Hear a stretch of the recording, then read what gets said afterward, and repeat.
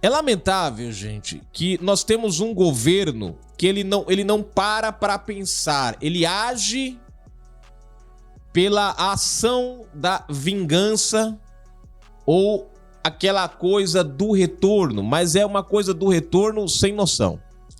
Título da matéria só para vocês terem já uma base aqui, olha só. Governo estuda legislação para barrar as sanções da Lei Magnitsky. Gente, isso daqui pode isolar o Brasil. Porque a Lei Magnitsky não é uma lei brasileira, não é uma lei que depende de recurso brasileiro, de decisão, é uma lei americana que se refere ao sistema financeiro americano, não ao sistema financeiro brasileiro.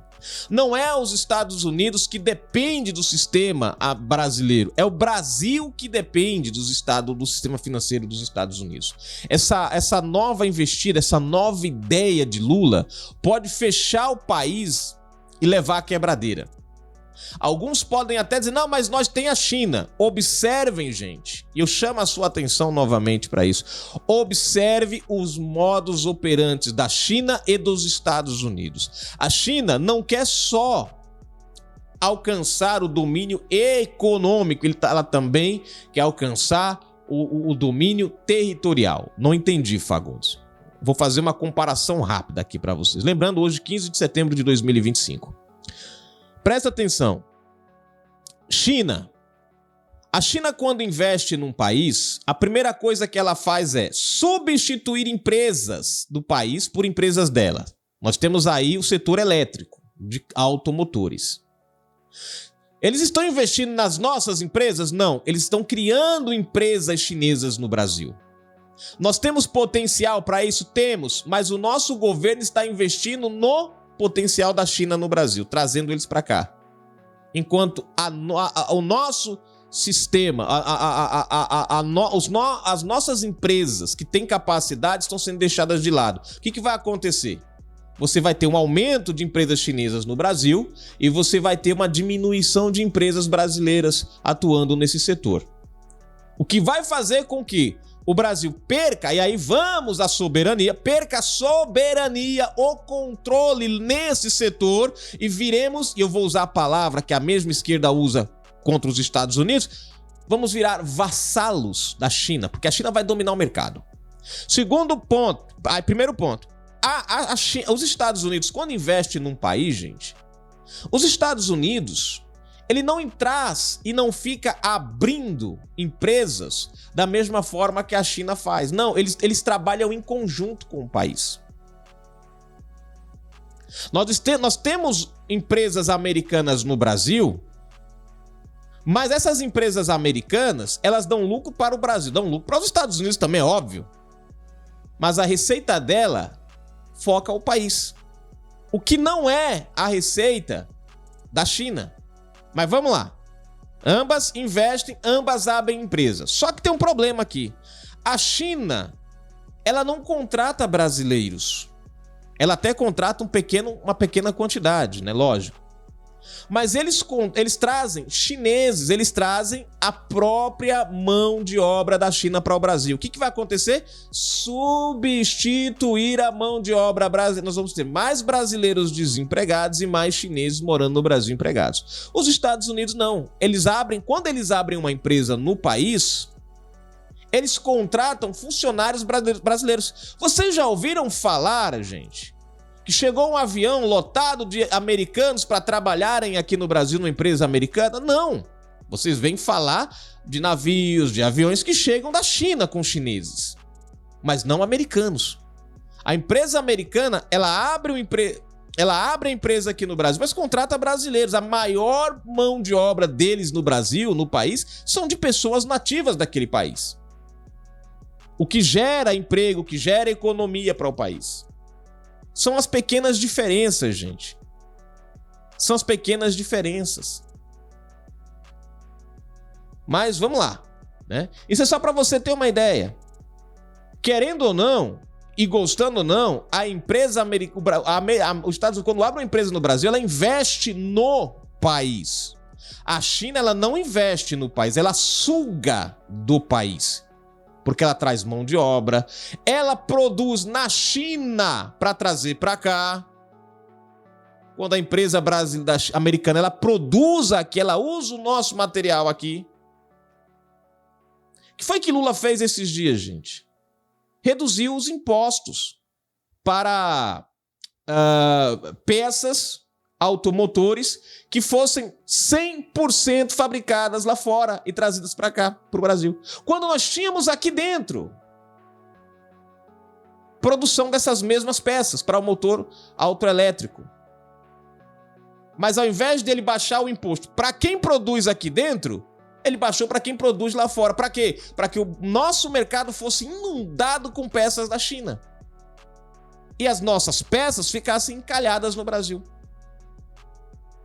Então é isso que o Lula está querendo fazer. Ele está querendo fechar as portas para os Estados Unidos, fazer com que o Brasil fique dependente da China em todos os aspectos. Bom, mas vamos para a matéria. Essa lógica é para um outro vídeo, Fagundes, né?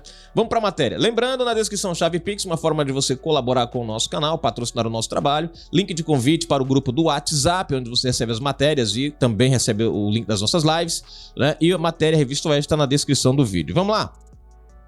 Depois de as sanções dos Estados Unidos atingirem o ministro Alexandre de Moraes do Supremo Tribunal Federal, STF, autoridades brasileiras começaram a discutir medidas para proteger cidadãos e empresas nacionais de punições estrangeiras. Inspirado pelo Estatuto, olhe bem, inspirado pelo Estatuto de Bloqueio da União Europeia, o governo de Luiz Inácio Lula da Silva estuda adotar dispositivos legais que declarem sem efeito ordens extraterritoriais com o objetivo de dificultar a aplicação de restrições vindas de outros países. Eu quero entender, gente, essa lógica. Ó, a ordem dos Estados Unidos não vai valer aqui no Brasil. Aí os Estados Unidos, na lei Magnitsky, suspendeu o visto do passaporte de alguém.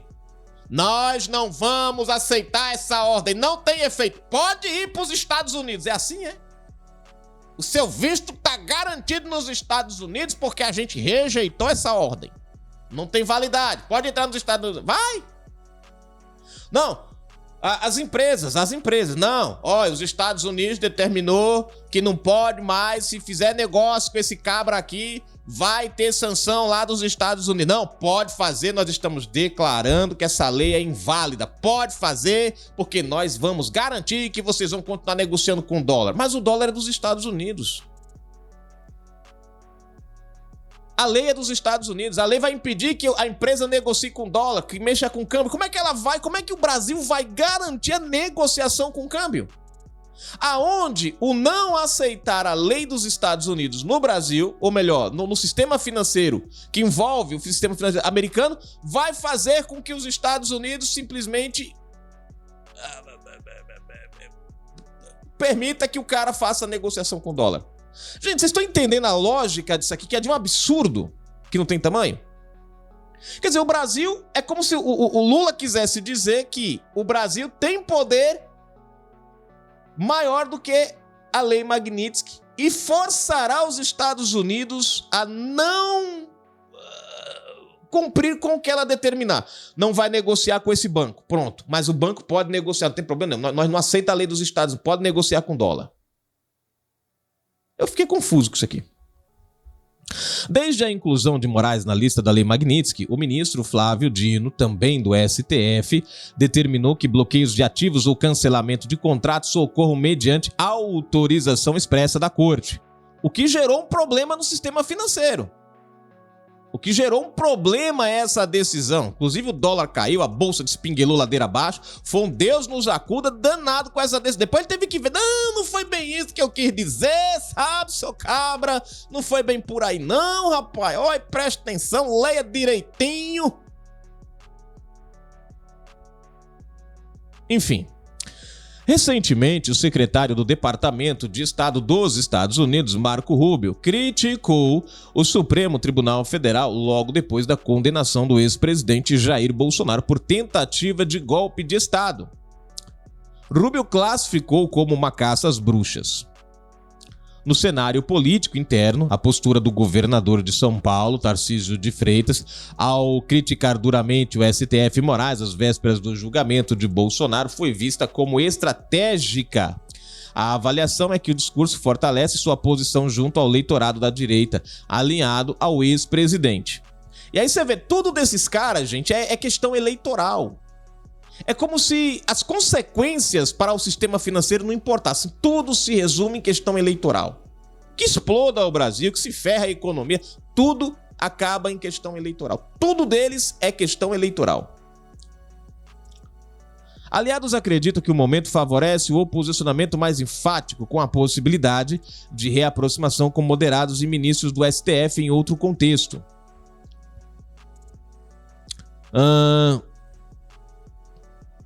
Enfim, tá aí a matéria, né? A grande pergunta é, o que Lula vai criar, gente? Como será essa nova legislação que vai fazer com que o Brasil fique isento da Lei Magnitsky? Eu quero entender, só tem um jeito do Brasil viver sem mesmo com a Lei Magnitsky não afetar o país. Só tem uma única forma, é fazer como a Coreia do Norte.